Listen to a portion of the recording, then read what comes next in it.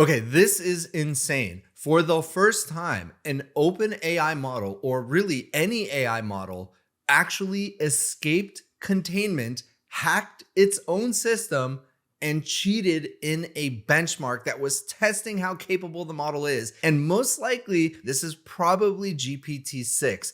This story is nuts. And by the way, if you want to stay up to date on crazy AI stories just like this, like the video, subscribe to the channel. It very much does help. Thank you in advance. Last week, Hugging Face disclosed a new kind of security incident after they detected and contained an AI agent that compromised their infrastructure. And so if you're not familiar with Hugging Face, they are a place where you can go and host your open source AI models. You go there, you can download them, you can host your own, you can fine tune. It's a great service. And so Hugging Face is just sitting there, and all of a sudden they get hacked. And if you read the blog post where they disclosed the hack from last week, they said most likely it looks like an AI agent team hacked our system. And the way that they were able to determine that was just by how the hack actually happened, the speed at which it happened, because that kind of speed is not possible for a human hacking team to achieve. And so this is the blog post from OpenAI. After investigating, we now know that this particular incident was driven by a combination of OpenAI models,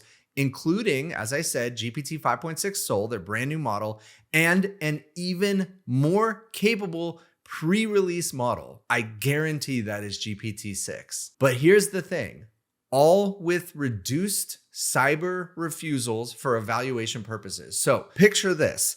OpenAI is testing their latest model in a completely isolated environment. And again, likely but unconfirmed GPT-6. They're testing it, and all of a sudden it figures out, okay, to get the highest possible score, I'm going to break out of this containment. I am going to find internet access. I'm going to steal credentials from Hugging Face, and then I'm going to use that to download the answers to this benchmark.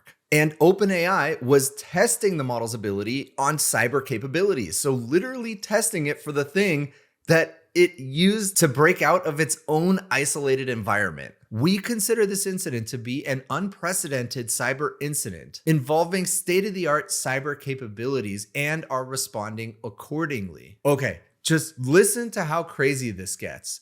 This incident occurred during an internal evaluation, the benchmark, which prompts models to pursue advanced exploitation using complex attack paths in an effort to quantify their cyber capabilities. Basically, OpenAI wants to know, how good is this model? And they do that without production classifiers, meaning if you ask it, hey, how do I hack this system? It's not going to tell you. But if they remove the production classifiers, it would tell you. So the benchmarks run in a highly isolated environment. This is very important. It's not like they didn't plan for something like this to happen. It is crazy that it is basically the first time it did happen in a production environment, but they just assumed eventually it was going to happen. And so they prepared for it. They put these models in an isolated environment so they cannot break free and cause real damage. So with network access constrained, meaning they can't access the internet, to the ability to install packages through an internally hosted third-party software that acts as a proxy and cache for package registries. All you have to know is it doesn't have access to the internet. Here's where it gets crazy.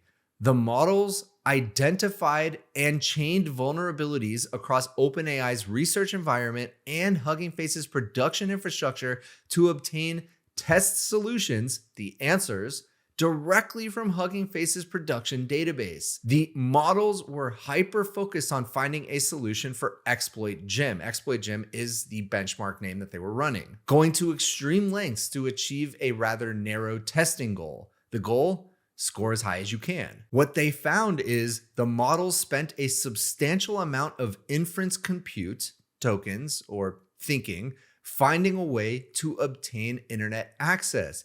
It knew, I need to get access to the internet so I can at least look to see if the answers to my test are there. Now, this next part is the craziest of all. To gain access, the models identified and exploited a 0-day vulnerability. And if you're not familiar with what a 0-day vulnerability is, it means a vulnerability in a piece of software that nobody knows about yet. This piece of software is vulnerable. The software manufacturer does not know about it. Generally, most people don't know about it. There might be a small handful that are just sitting on these 0-day vulnerabilities. And I can tell you, the market for 0-day vulnerabilities is crazy. Hackers pay large amounts of money to purchase 0-day vulnerabilities.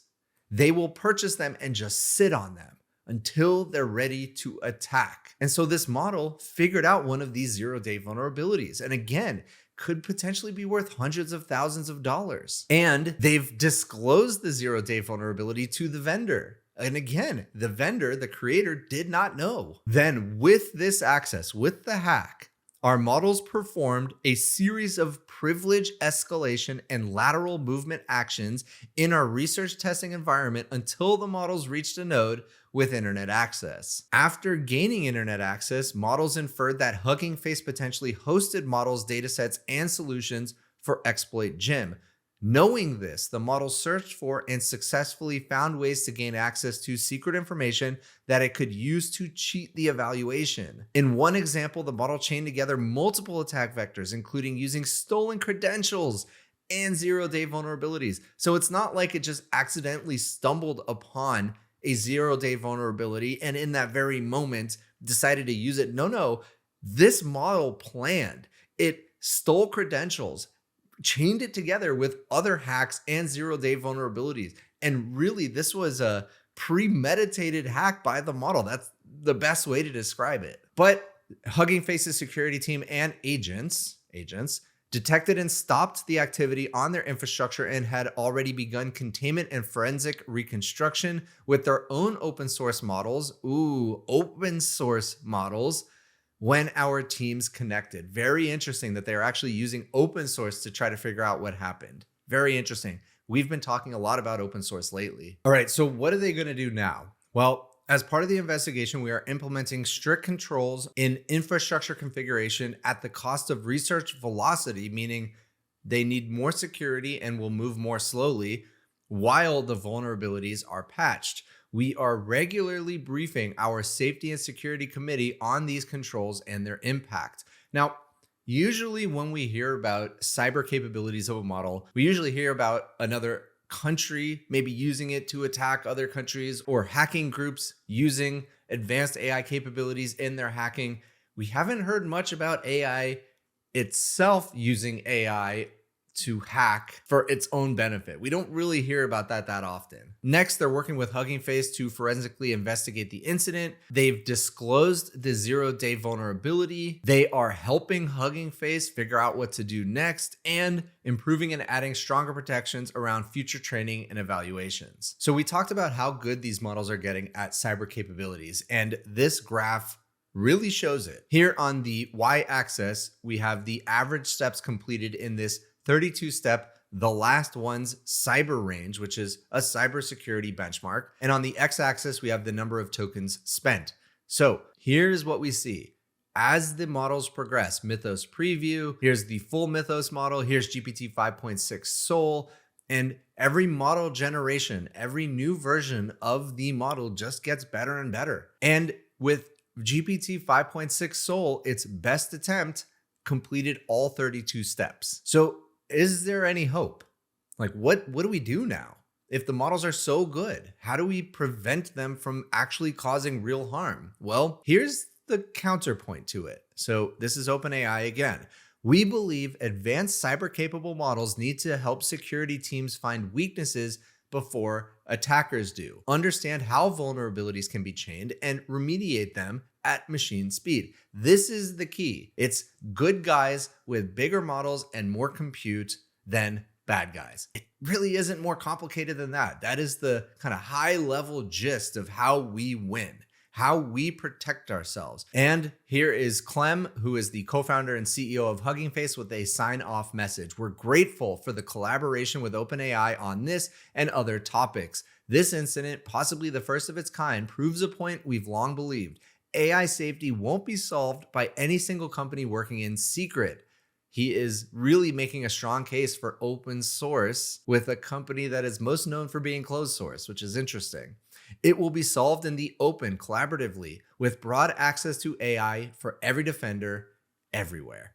So this is just such a crazy story. Hopefully we get better at putting guardrails on artificial intelligence so bad actors cannot use them for cyber attacks. And if you want to stay up to date on the latest in AI, check out our newsletter, forwardfuture.com, link down below. And so for us to be able to contain AI, for us to be able to put the right guardrails on AI, we have to actually know how it works in that black box called AI. And Anthropic just put out an incredible paper about something they call JSpace. I made a whole video about it right here.